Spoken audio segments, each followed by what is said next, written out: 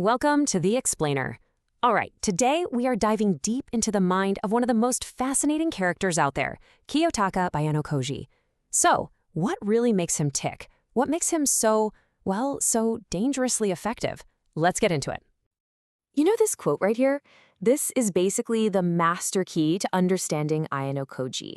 His power doesn't come from big speeches or flashy moves. Nope, it's all forged in the quiet, strategic depth of his silence.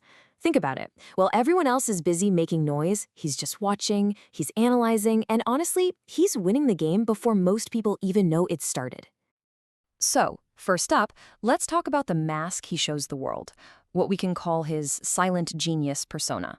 And make no mistake, it is a carefully built identity. To everyone around him, he just seems average, maybe even a little boring. But behind that totally blank face is a mind that's running on a whole other level, constantly calculating, planning, and taking everything in.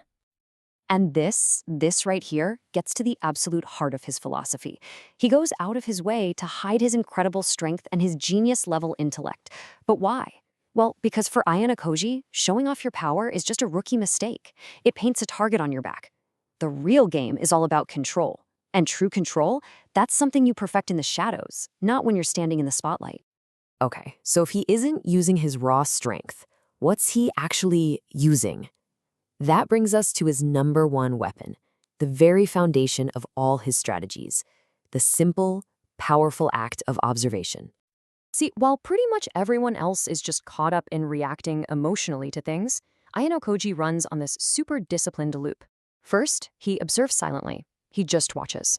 Then, he analyzes, not just what people are doing, but why they're doing it, their real intentions. And only then, when the moment is absolutely perfect, does he decide to act. It seems simple, but this process is exactly what keeps him light years ahead of everybody else.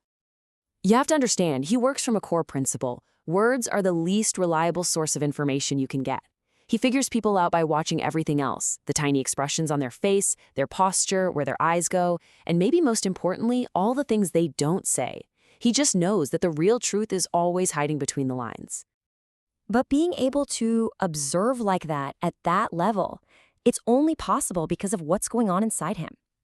It all comes down to his core engine, the complete and total mastery he has over his own inner world.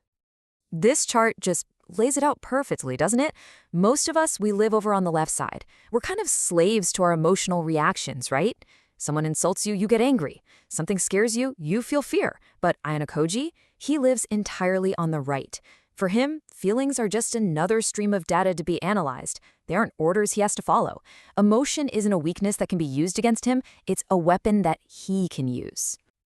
And the way he pulls this off is with what we can call his emotional mask. By keeping his expression totally neutral, he basically turns himself into a black box. I mean, if no one can tell what you're really feeling, how can they possibly find the right buttons to push to manipulate you? It's his ultimate defense mechanism. And this is his golden rule for, everything. For survival, for winning, he gets a very simple psychological truth. If people can read your emotions, they own you. They can control you. So by giving them absolutely nothing to read, he gives them zero power over him. So you might be wondering, how does he take all this incredible internal control and actually apply it to the real world? Well, he does it through a strategy that's as powerful as it is, frankly, cold. He uses detachment as a weapon. Ayanokoji is an absolute master of psychological distance. He really does treat life like this giant game of chess. Every single person, whether they're a friend or an enemy, is just a piece on the board. And in his game, any piece can be sacrificed if it serves the ultimate goal of winning. He's not attached to the pieces, he's only invested in the outcome. And this mindset gives him these huge advantages. He gets total clarity because his judgment isn't clouded by things like hope or fear. His decisions are purely logical. And something like betrayal, it doesn't really wound him because he never depended on blind trust in the first place.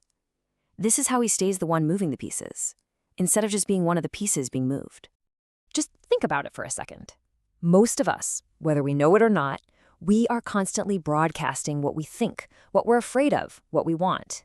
We do it with our words, our faces, our reactions. We're basically open books, super easy to read. But Ayanokoji, he's something else entirely. He's not a book, he's a mirror. He just reflects people's own hopes and biases right back at them. He shows them exactly what they want to see, which makes them feel safe and drop their guard. And all the while, he has revealed absolutely nothing about himself. It's brilliant. So let's put it all together.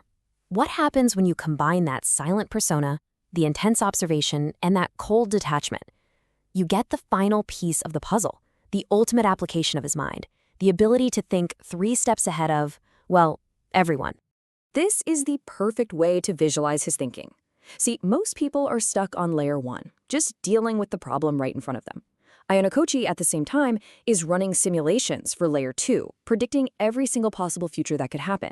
And he's already built layer 3, a backup plan for every one of those futures. He's not just playing chess, he's playing every possible game of chess all at once. But his genius isn't just about making these crazy complex plans. It's about his incredible patience. A lot of the time, his best move is to do nothing at all. He just waits, letting his opponents get antsy and make a critical error. He understands that one perfect move at the perfect time is worth so much more than a dozen sloppy, rushed ones. So yeah, the Ayanokoji mindset is an incredible blueprint for self-mastery and control. But it does leave us with a pretty big question to think about, doesn't it? In this relentless quest for total control, where do you draw the line between strategy and just being human? Is this the peak of what we can achieve, or is it a warning about what we might lose if we go too far down that path? Something to think about.